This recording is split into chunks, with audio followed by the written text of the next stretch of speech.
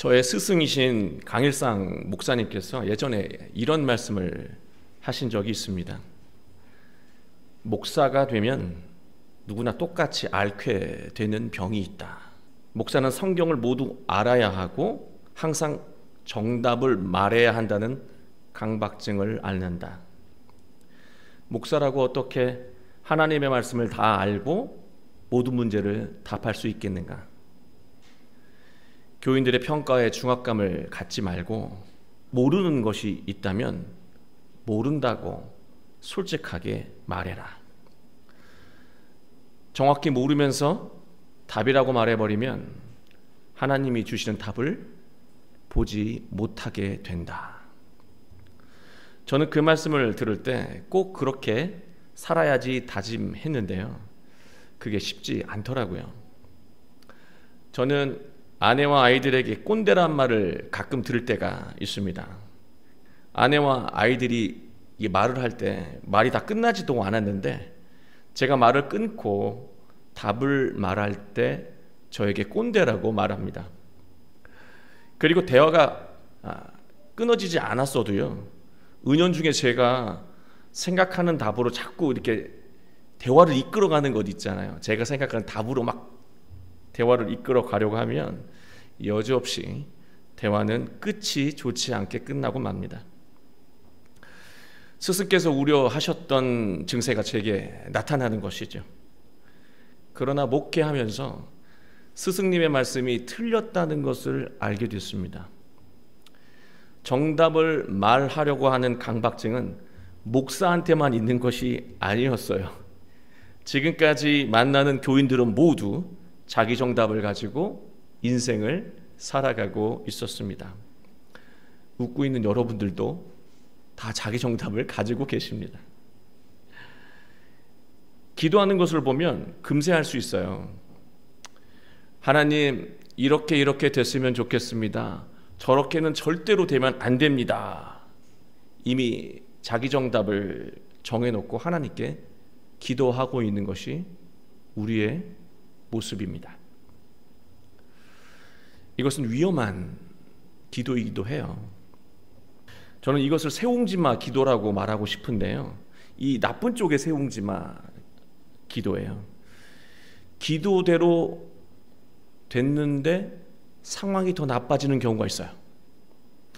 이렇게 해주십시오라고 기도를 해서 그렇게 됐는데 상황이 더 나빠지는 경우가 있다는 거예요. 예를 들어서 하나님, 우리 아이가 이 회사에 꼭 취직했으면 좋겠습니다. 합격시켜 주십시오라고 기도를 했어요. 기도대로 자녀가 입사를 했습니다. 그러나 안타깝게도 그 일이 자녀의 이 성향과 맞지가 않아서 회사 생활이 불행합니다. 그러면 하나님이 불행한 기도를 응답하신 것입니까? 네가 기도했으니까 불행해도 어쩔 수 없어, 그렇게 응답하신 걸까요? 만약에 하나님이 우리의 불행을, 우리 자녀의 불행을 미리 하시고 합격을 만약에 막으셨다면 우리는 어떤 마음이 들까요? 하나님, 막아주셔서 감사합니다 라고 할까요? 당연히 불행을 느끼게 될 겁니다. 기도대로 됐는데도 불행한 일이 있다라고 하는 거예요. 이처럼 자신이 정답을 정해놓고 살아가는 사람은요, 불행할 가능성이 높습니다. 행복은 정답을 정해놓고 사는 것에서 이루어지지 않습니다. 어떤 상황에서도 하나님이 주시는 답을 찾아낼 수 있는 사람이 행복한 사람이라고 하는 거예요. 우리 모두 오늘 말씀을 통해서 하나님이 우리에게 주시는 답을 찾고 모두 행복해지시길 주님의 이름으로 축원합니다. 오늘 말씀은 답을 가지고 하나님 앞에 나아오는 것이 얼마나 어리석은지를 보여주고, 자신의 답을 버리고 말씀 속에서 답을 구하는 것이 훨씬 더 빠르고 안전하다는 것을 깨닫게 만듭니다. 아람이라고 하는 이 강대국의 군대장관 나아만이라고 하는 사람이 등장합니다. 1절을 보시면 나아만은 그의 주인 앞에서 크고 존귀한 자였다라고 기록하고 있습니다. 아람 왕에게 총애를 받는 사람이었던 것이죠. 놀라운 것은 여호와께서 전에 그에게 아람을 구원하게 하셨다라고 하는 기록이 있어요. 아람은 여호와 하나님을 믿는 나라가 아니었습니다. 나아만도 당연히 하나님을 믿는 사람이 아니었죠. 나아만이 하나님을 알기도 전부터 하나님은 그와 함께 하시면서 놀라운 일을 진행하셨다라고 하는 거예요. 나아만은 나병에 걸렸습니다.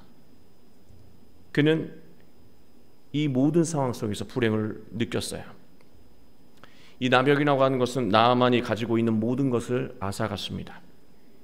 누가복음 9장 25절을 보면 사람이 만일 온천하를 얻고도 자기를 잃든지 빼앗기든지 하면 무엇이 유익하리요? 라고 예수님이 말씀하셨습니다. 사업이 성공을 해도 가정이 무너지면 무슨 의미가 있겠습니까? 남들이 존경하고 부러워해도 자녀가 무너지면 무슨 의미가 있겠습니까? 직업도 좋고 삶의 환경도 넉넉해도 자기 일의 기쁨과 만족이 없고 그저 내 인생은 돈 버는 기계와 같다라고 하는 그런 공허한 마음으로 살아간다면 그 좋은 환경이 무슨 의미가 있겠습니까? 우리는 모두 나아만처럼 회복되어야 하는 그런 영역을 가지고 살아간다는 말씀입니다. 나아만의 집에는 이스라엘에서 잡아온 어린 소녀 여종이 한 명 있었다라고 말하고 있습니다. 이 어린 여종도 나아만이 나병에 걸린 것을 알게 되었습니다. 3절을 보면 이 어린 여종이 여주인에게 말합니다. 우리 주인이 사마리아에 계신 선지자 앞에 계셨으면 좋겠습니다. 그가 나병을 고쳐 주실 것입니다. 라고 말하고 있습니다. 이것은 답이 하나님에게 있다라고 하는 말이었어요. 어린 여종이 여주인에게 조언하는 이 행동은요, 세상의 관점으로 보면 매우 위험한 행동입니다. 내용 자체가 어떤 것이든 관계없이 조언하는 행동 자체만 보더라도 매우 당돌하게 비칠 수 있는 행동이었습니다. 더군다나 묻지도 않았는데 조언하는 것은 혹시라도 결과가 나쁘게 되면 목숨까지도 내놓아야 하는 책임을 져야 할지도 모르는 것이죠. 여종이 어려서 이런 행동을 했을 가능성도 있을 겁니다. 그럴 수 있어요. 그러나 이러한 행동은요, 믿음이 없이는 불가능해요. 여종은 하나님에 대한 확신을 가지고 있었던 사람이에요. 저는 이 본문을 처음 설교하지 않습니다. 그런데 제가 놓치고 있었던 것이 있었어요. 좋은 신앙도 내가 포로로 잡혀오면은요, 그래서 종살이를 하게 되면 그 좋은 신앙도 없어질 것 같아요. 어떤 나라에 종으로 잡혀온 거예요. 노예로 잡혀온 거예요. 그런데 여전히 하나님에 대한 확신을 가지고 있었다라고 하는 것입니다. 보통 놀라운 신앙이 아니에요. 그런 확신이 있었기 때문에 자기 삶의 위험을 무릅쓰고 조언을 할 수 있었던 것입니다. 저는 이 장면을 보면서 느끼는 것이 큽니다. 세상은 확고한 믿음을 가진 사람에게 압도된다는 거예요. 우리가 사람들과 일을 하고 사람들과 함께 어울릴 때 있잖아요. 그리고 어떤 연애를 하거나 만남을 갖잖아요. 믿음이 없는 사람과 오래 만남을 지속하기가 어려워요. 늘 모든 행동에 확신이 있는 사람과 함께하고 싶은 것이 사람의 속성이에요. 그만큼 믿음은 굉장히 중요한 거예요. 근데 이 어린 소녀를 보세요. 어떤 연유인지 모르겠지만 엄청난 믿음과 확신을 가지고 있어요. 그 확신이 그 높은 위치에 있는 주인들의 마음을 움직인 거예요.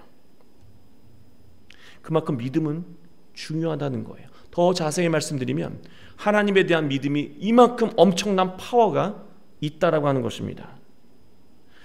이 사람에게 어떤 영향을 끼치겠다라고 하는 행동하지 않고 그냥 내가 하나님을 열심히 믿는 그 행동 자체가 세상을 압도한다라고 하는 거예요. 우리가 하나님에 대한 확고한 믿음을 가지고 살게 되면요, 여러분, 배우자가 결국은 달라집니다. 자녀가 변화된다는 거예요. 세상이 움직이고 그의 인생에 놀라운 일이 일어나기 시작한다는 것이죠. 5절 말씀을 보면 아람 왕은 나아만을 살리기 위해서 이스라엘 왕에게 친서를 쓰고요, 엄청난 보물도 함께 담아서 보내게 됩니다. 6절 보면 아람 왕이 보낸 편지 내용이 나오는데요, 한마디로 이 내용이에요. 왕에게 하는 말이 당신은 그의 병을 고쳐주소서. 7절 말씀을 보면 이스라엘 왕의 반응이 매우 놀랍습니다. 여러분, 내가 사람을 죽이고 살리는 하나님이냐? 나에게 왜 나병을 고치라고 말하는 것이지? 아람 왕이 지금 분명 내가 고칠 수 없다는 것을 알면서 시비를 걸려고 일부러 이런 행동을 하는 것이구나 라고 해석하고 있다는 사실입니다. 충분히 논리적으로 그런 행동을 할 수가 있어요. 좋은 관계가 아니에요. 이스라엘과 아람은 적대적인 관계이기 때문에 그래요. 왕은 하나님이 사람을 죽이고 살리는 분이신 것을 이미 알고 있죠. 그렇게 고백하고 있습니다. 그러면은요, 그런 하나님에게 기도하면 되는 거예요. 그런 하나님의 기도하지 않고 불평하고 있다라고 하는 것입니다. 위기를 느낄 수 있어요. 불안을 느낄 수 있다는 말이죠. 그러면 정말 죽고 사는 것 하나님의 손에 달려있다고 한다면, 그걸 알았다면 하나님께 기도해야 되는데 하나님께 기도하지 않고 신세 한탄만 하고 있다라고 하는 거예요. 말과 행동이 다른 모습을 보여주고 있는 것입니다.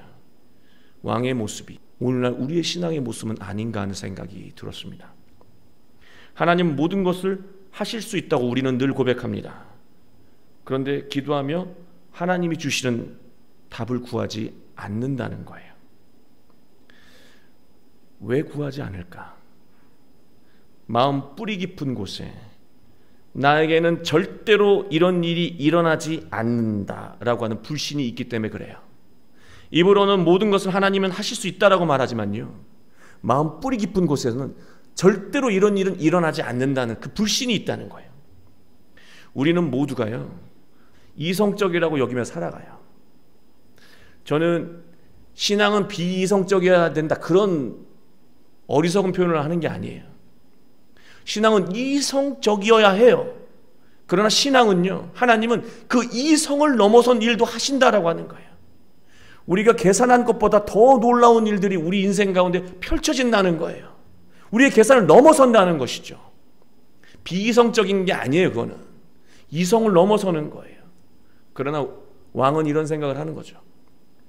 이성적으로 아무리 생각해도 이런 일은 절대로 내 인생에서 일어나지 않아. 내 자녀에게도 일어나지 않아. 그런 생각을 하는 것이죠.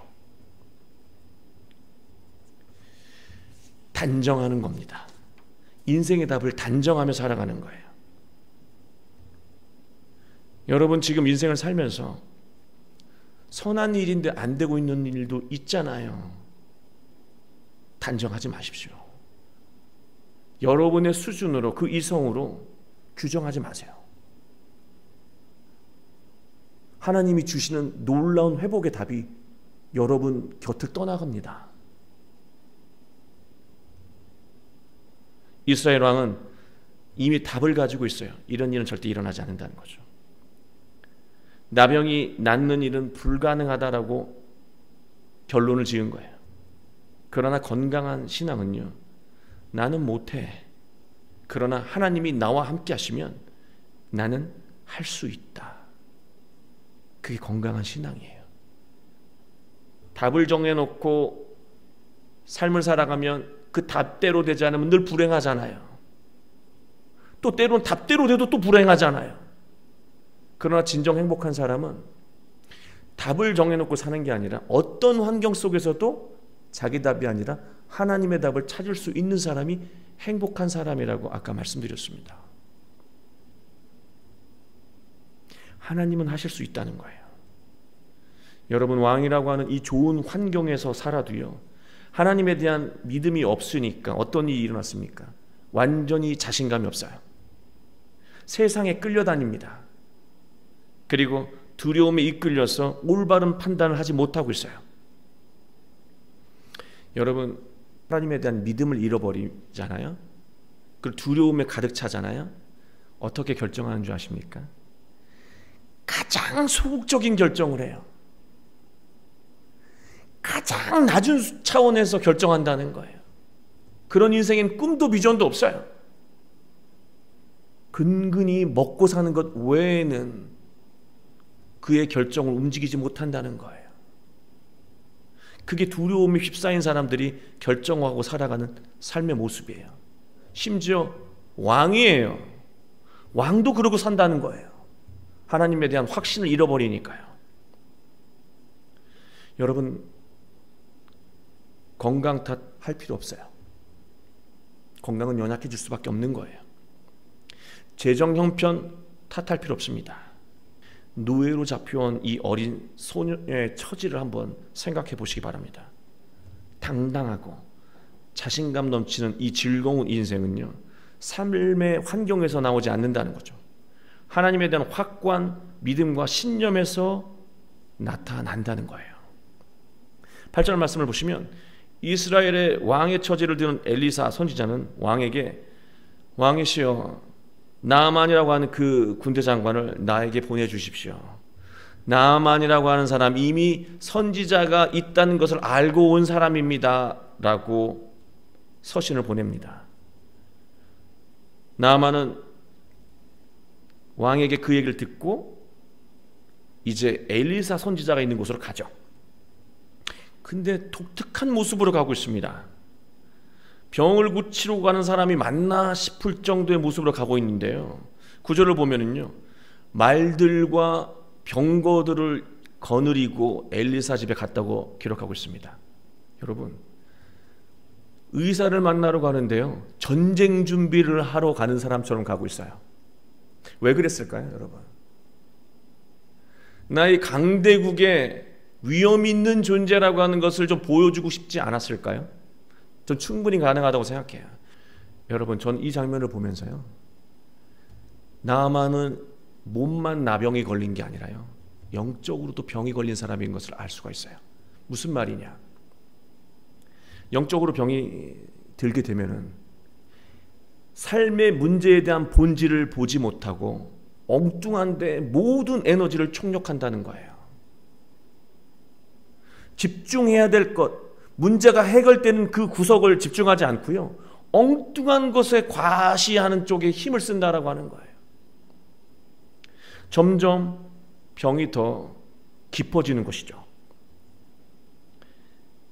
일의 본질을 보지 못한다는 말씀입니다.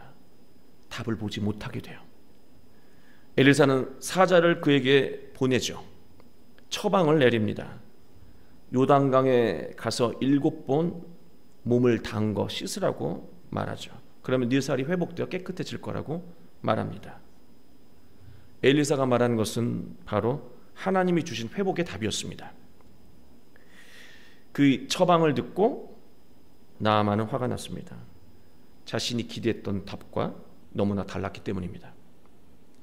강대국의 군대 장관이 왔다면 마중 나와서 내 아픈 부위에 손을 대고 고쳐줄 거라고 생각을 했는데요, 달랑 사람 하나 보내서 처방전 지시만 딱 해주고요, 개울 같은 작은 강가에서 몸을 7번이나 씻으라고 말하고 있습니다. 얼마나 초라합니까? 요단강은요, 진흙탕 같은 뿌연 강이에요. 개울 같은 강이에요. 거기서 아람의 최고 장군이 옷을 벗고 씻는다고 생각해 보세요. 얼마나 초라한 모습입니까? 그렇게 할 수가 없는 거예요. 기가 찬 거예요. 나아만은 거대하고 위대한 방식으로 자신을 치유해 줄 거라고 생각을 한 것이죠. 그런데 이렇게 작고 하찮아 보이는 방법을 자신에게 말을 하니까 화가 난 것입니다. 여러분, 회복의 길은 멀리 있지 않아요. 그러나 사람들은요, 늘 체면 때문에 그 회복의 길을 마다합니다. 자존심 때문에 고집을 부릴 때가 있어요. 내 자존심만 내려놓으면 화해할 수 있는데 죽어도 자존심을 내려놓지 않죠. 내가 과거에는 화려했지만 지금은 은퇴했으니까 이 소소한 일 할 수 있는데, 내가 예전에 이런 일 하던 사람인데 이런 일은 할 수 없어 하면서 마다하죠. 그래서 상황을 더 힘들게 만든다는 거예요. 회복의 길로 나아가지 못한다는 것이죠. 나만의 이 교만함에 분명 문제가 있습니다. 그러나 저는 이 목사로서 엘리사가 조금만 더 다정하고 친절하게 하나님의 은혜를 누릴 수 있도록 그렇게 치료했다면, 이렇게 손을 잡고 같이 강가로 가서 이렇게 닦아주면서 다 깨끗해졌습니다, 그렇게 해줬다면 얼마나 좋았을까, 그런 생각을 하게 되었습니다. 여러분, 그냥 넘어가면 안 돼요. 만약에 여러분이 저에게 목사님, 집안에 조금 어려움이 있는데 저희 집에 와서 신방 좀 부탁드립니다 라고 했다고 해요. 그러면 제가 가지 않고 부목사님한테 부탁을 해서 목회 서신을 써가지고 읽으시면 된다고 한다면, 이 위대한 서신을 읽고 치유될 거라고 여기시겠어요? 아니면 목사님 너무 서운합니다, 어떻게 이러실 수 있습니까? 목사라면 이렇게 하셔야 되는 것 아닙니까? 라고 저에게 목사상 그 답을 가르쳐 주지 않으시겠어요? 여러분, 목사에 대한 다 답을 갖고 계시잖아요. 목사는 이래야 한다. 물론 저는 신방 갈 거예요. 그런데 만약에 그렇게 한다면 용납하기 어려우실 거예요. 여러분도 그래요. 근데 이스라엘을 좌지우지할 수도 있는 장군한테 이렇게 한다라고 하는 건 충격적인 일인 거예요. 그러나 엘리사는 교만하게 행동한 것이 아니었습니다. 나만 입장에서는 자기 일이니까, 나병이 인생에서 가장 큰 일이잖아요. 그러나 하나님의 입장에서 나병은요, 아주 사소한 일이라고 하는 것입니다. 여러분한테 어떤 문제는 여러분한테 가장 큰 일이잖아요. 불가능한 일 같잖아요. 그러나 하나님이 보셨을 땐 너무나 사소한 일이라고 하는 거예요. 여러분, 구약의 역사를 보세요. 하나님이요, 새로운 이 강대국들을 세우고 망하게 하시고 또 세우게 하시면서요, 이스라엘도 가르치시기도 하지만 또 구원도 하세요. 다르게 말하면 하나님은 너희 하나를 구원하기 위해서 세상도 움직이는 존재라고 하는 거예요. 권사님 한 분을 치유하기 위해서 우리나라의 정세도 바꾸실 의향에 있는 분이 하나님이라고 하는 거예요. 우리는 느끼지 못하겠죠. 그게 하나님이에요. 근데 믿지 않아요. 하나님에게 나병은 아주 작은 일이었습니다. 신학자 샤를 바그네르라고 하는 분이 단순하게 산다라고 하는 책을 썼는데, 그 내용에 이런 글이 있습니다. 힘든 시기를 맞거나 삶의 위기를 맞았을 때 반드시 알아야 할 진리가 있다면 바로 이것이다. 난파를 당했다고 한다면 우리의 목숨을 구하는 것은 작은 나무판 하나이다. 난파를 당했을 때 우리의 목숨을 구하는 건 거대한 게 아니라 작은 나무판 하나이다. 고통과 절망을 겪으면 낙담하여 집을 청소하지 않고 자식들을 제대로 돌보지 않으며 자기 자신 또한 돌보지 않는 경우가 있다. 충분히 이해할 수 있다. 그러나 정말로 위험한 짓이다. 낙담하고 체념만 하고 있으면 상황만 더 악화시키고 모든 것을 잃게 만든다.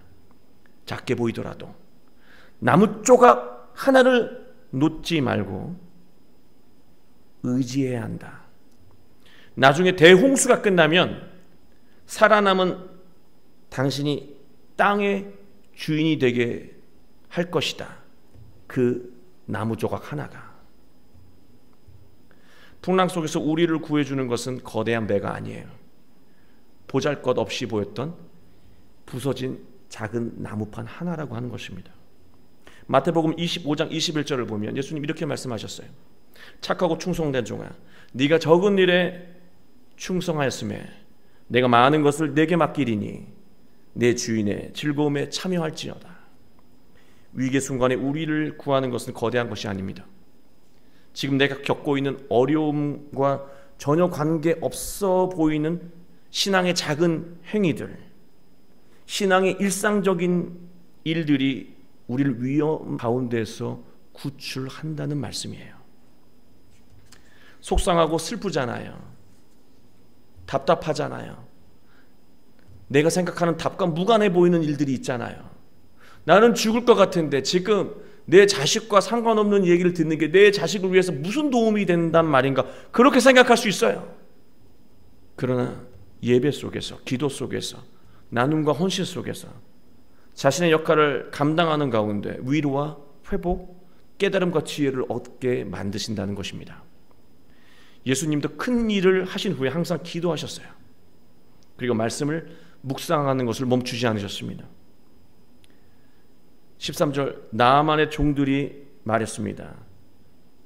선지자가 큰 일을 하라고 했으면 했을 것 아니십니까? 하물며 작은 일을 왜 안 하십니까? 라고 얘기를 해요.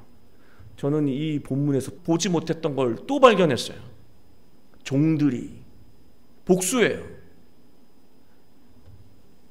그 집안에 있던 종들이 그 어린 여종을 통해서 모두가 다 신앙인들이 된 거예요.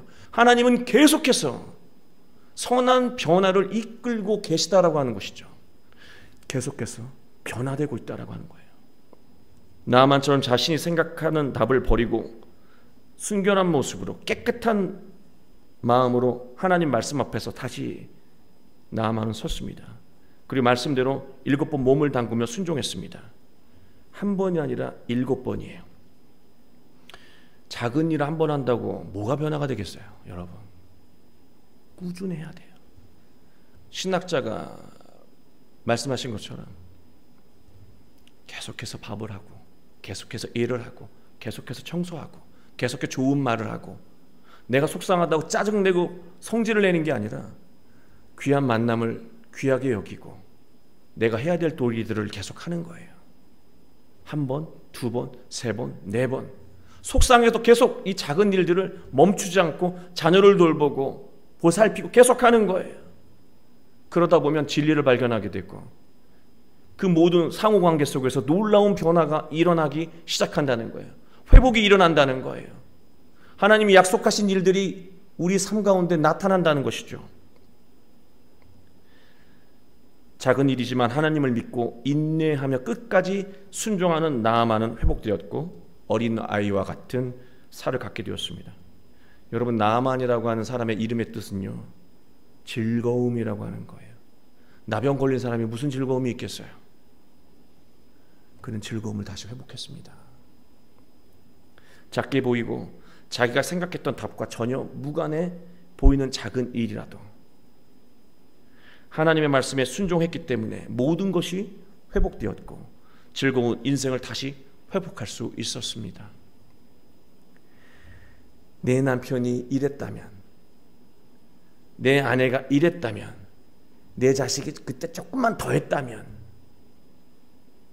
그런 이미 지나간 답을, 그 답에 대한 미련을 그만 내려놓으시고요, 하나님의 답을 찾으시기 바랍니다. 그 답을 갖고 있으면 하나님이 답을 주셔도 죽을 때까지 그 미련 때문에 보지 못해요. 하나님의 답을 잡으시기 바랍니다.